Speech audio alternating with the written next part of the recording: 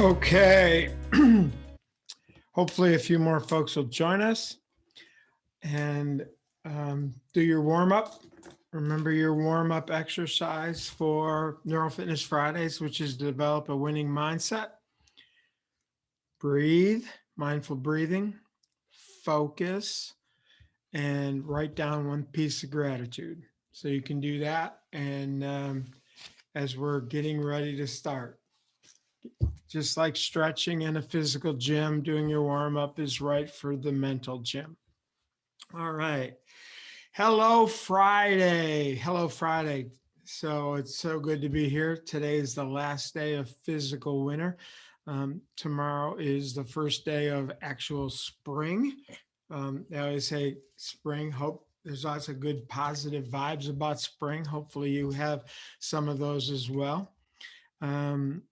I do want to recognize that today is March 19th, and someone on this call is celebrating a birthday. So happy birthday, Chris. Happy birthday to you. Hope you're having a great day. Everybody want to wish Chris a happy birthday? You can jump in the chat and put a little happy birthday wish to Chris. So today we're going to talk about the victim-perpetrator dilemma. The victim-perpetrator dilemma. You know, life is hard. Life is really hard. Sometimes really, really hard.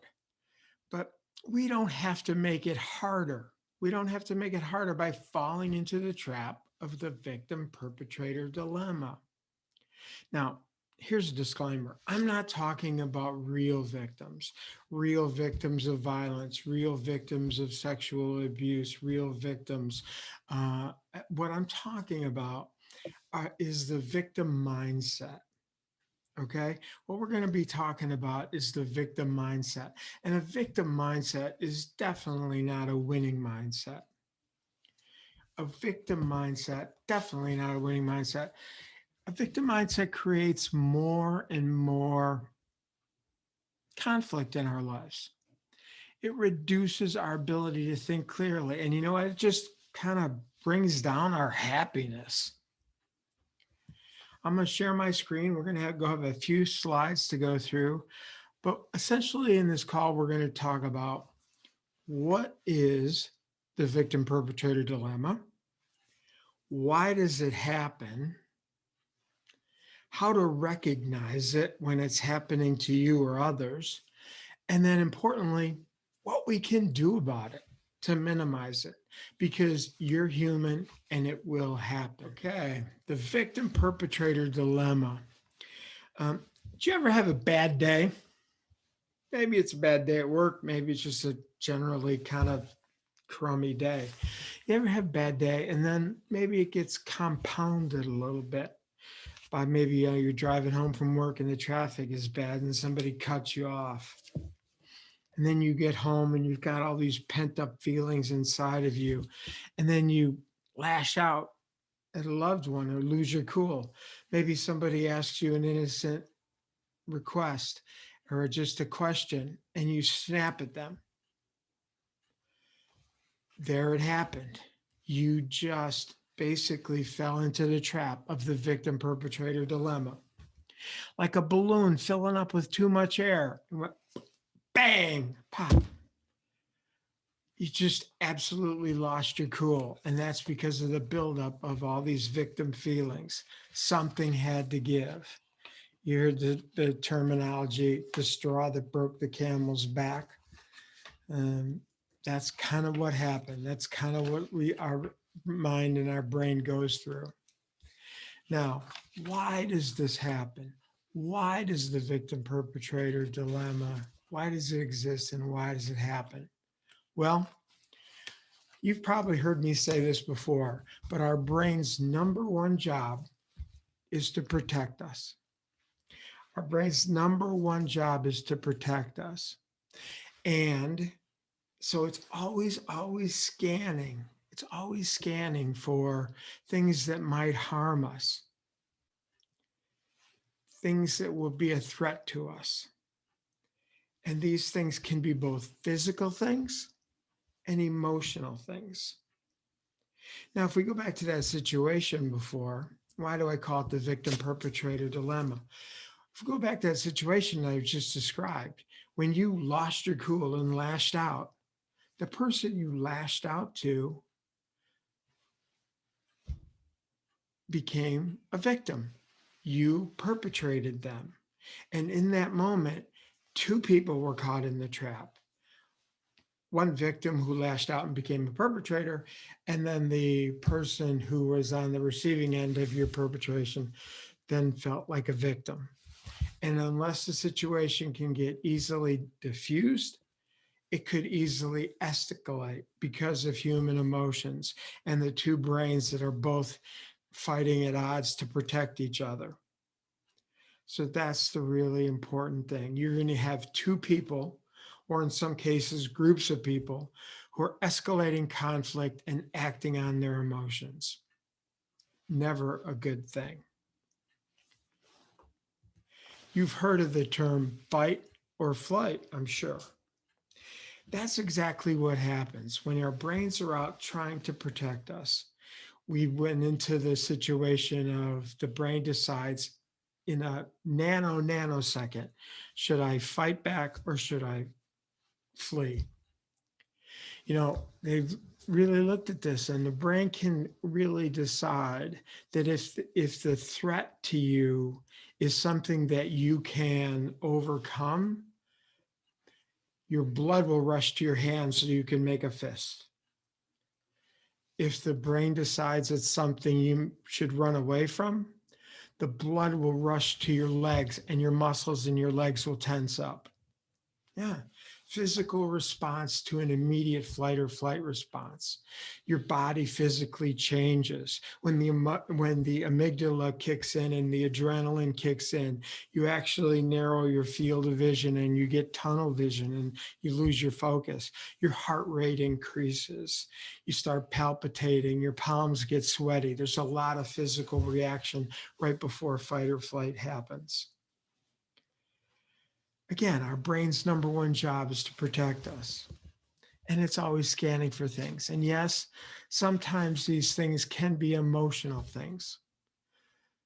Sometimes we lash out in the moment. We just lash out and snap. Somebody like gives us too much grief or pushes us over the edge or says something that really offends us or really pushes us back. We punch back right away. That's the fight response. Sometimes we just kind of like grit our teeth, hold our breath, suck it up, and move on. But that feeling is still repressed. And if not dealt with, it's going to basically continue to build up like that air in the balloon.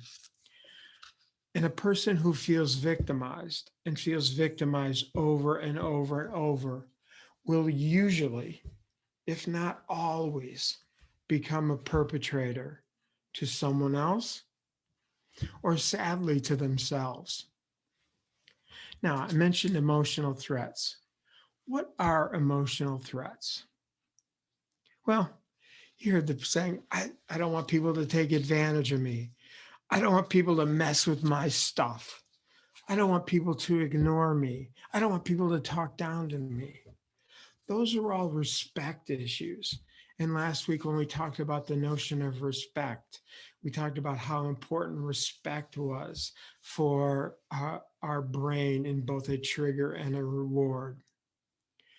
When we usually say things like, my boss does this to me, we feel disrespected, or my customer is blank, we feel disrespected because they're not liking our ideas. They're not treating us fairly. There's that word fairly. When we feel that life isn't fair, then we feel disrespected. Then we fall into the victim mindset. We get trapped by negative thoughts and emotions. We can't find the best solutions. It's just not there. We just can't find them because we're swirling in negativity. We put extra pressure on ourselves. We put extra pressure on others. Or maybe we just say, the heck with it, and I'm not going to put in my best effort. All of those things impacts our attitude.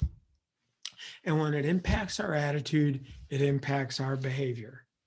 I like to say that how we perceive things, how we perceive the world frames our attitude.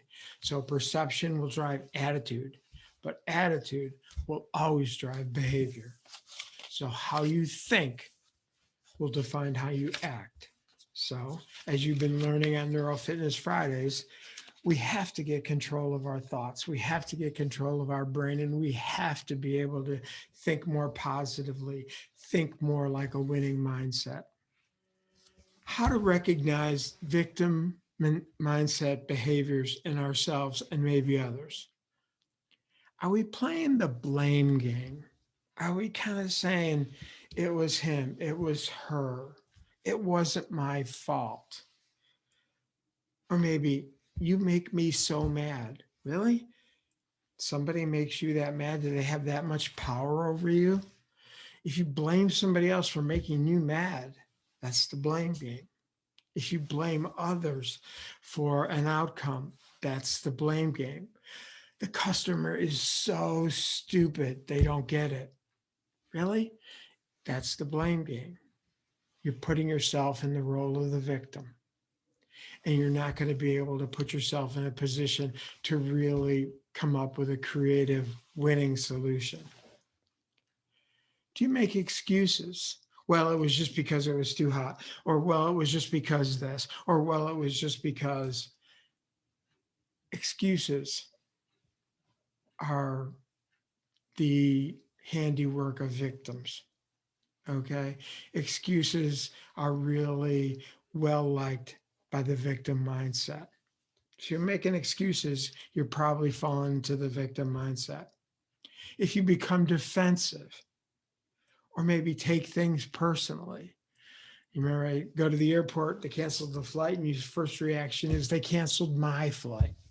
You take everything personally, that's a personal attack on you. Okay, that puts you in a victim role, in a victim mindset. Do you complain a lot? You're always complaining. I find yourself complaining about this and that and little things, and this doesn't work and that doesn't work and this happens and that happens, and just, complain, complain, complain. You're probably playing the role of the victim, or someone else is. Do you become constantly cynical? Are you constantly cynical, never looking on the bright side, always looking for the bad outcome in something, or the bad expected outcome, or the bad side of something? Cynicism is as contagious as enthusiasm. Okay, which you choose has a multiplier effect. Again, both cynicism and enthusiasm are contagious, and your attitude will drive your behavior. Don't be cynical. Cynical is a key sign of a victim mindset. Do you use absolute language like this always happens or this never will work? Always and never are absolute languages that really feed into the victim mindset.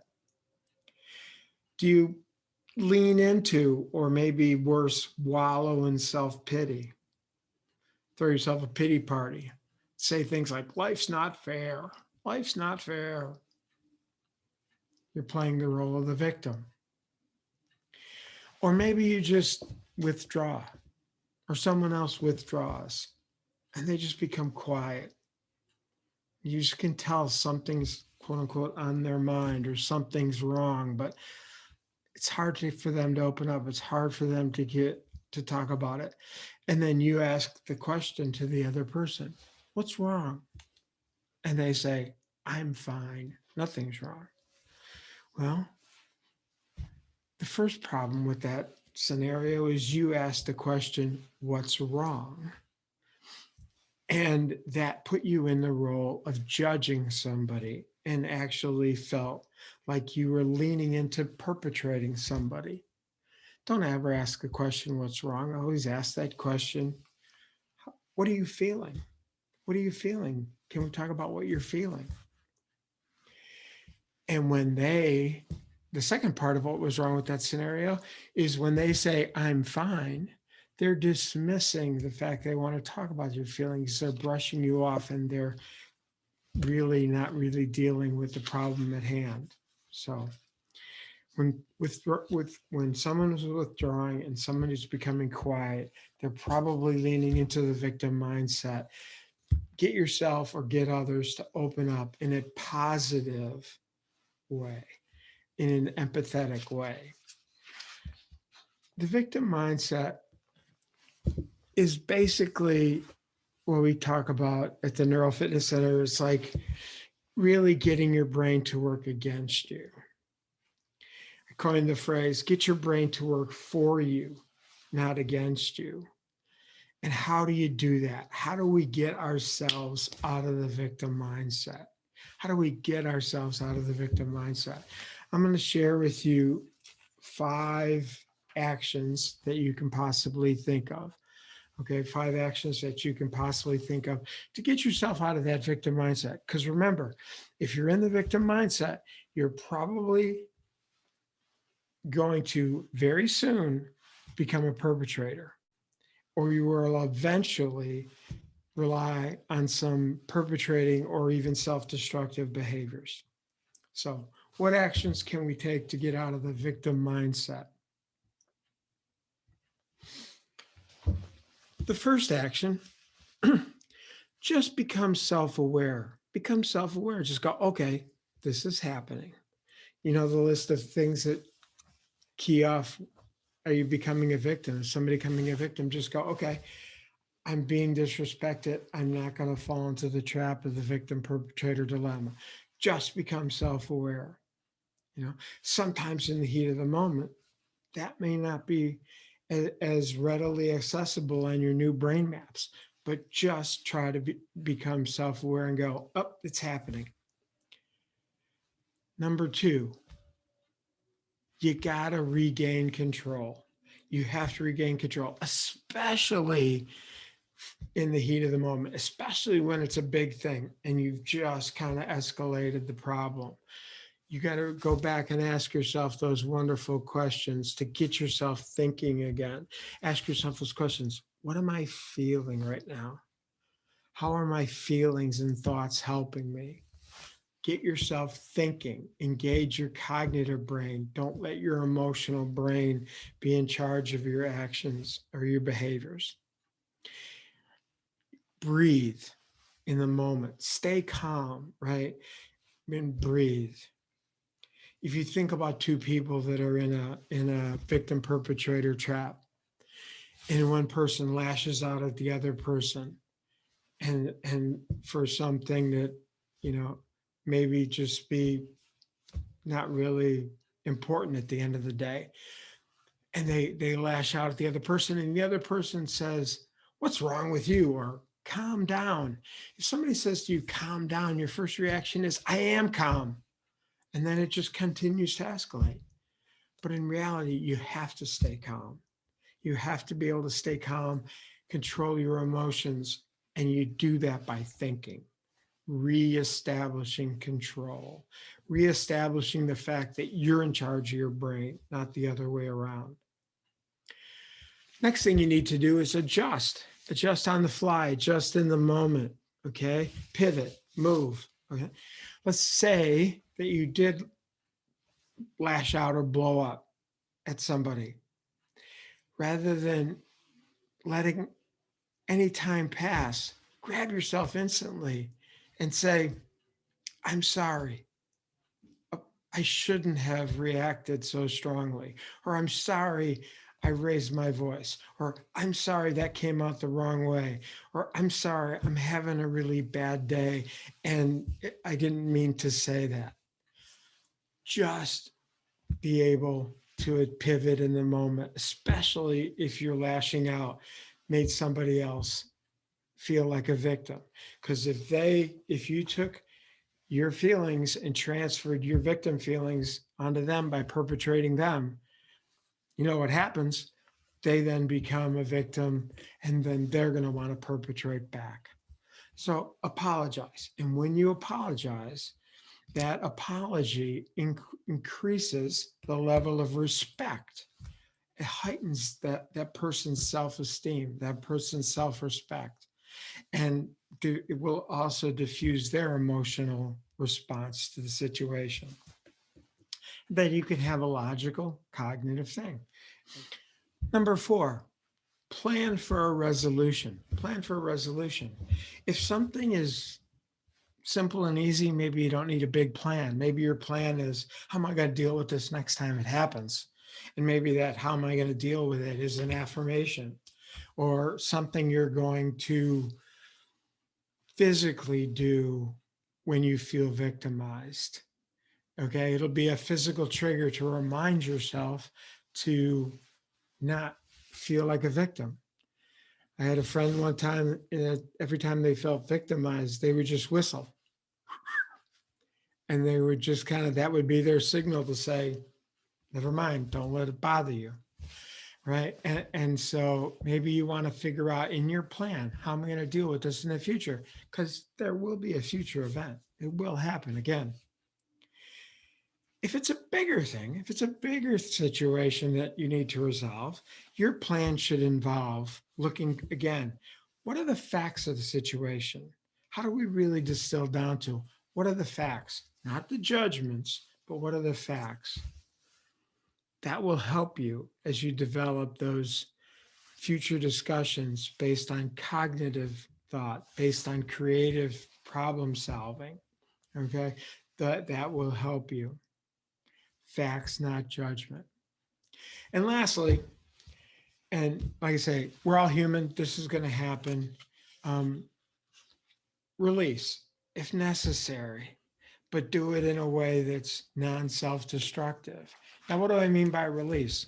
Well, you're getting anger and tension in your body, and your brain continues to say, I'm protecting you, and you're holding it in because society says that's the right thing to do. And you're just building up a lot of anger. That has to be released. Just like that pressure valve, you have to let out a little bit of pressure at a time, or you have to let it out so it doesn't explode. So maybe you go, what's your release? I don't know.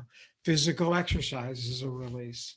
That's a really good release, because most of the time, those physical reactions in your body, your muscles tightening up, your jaw tightening up, you're clenching your fists.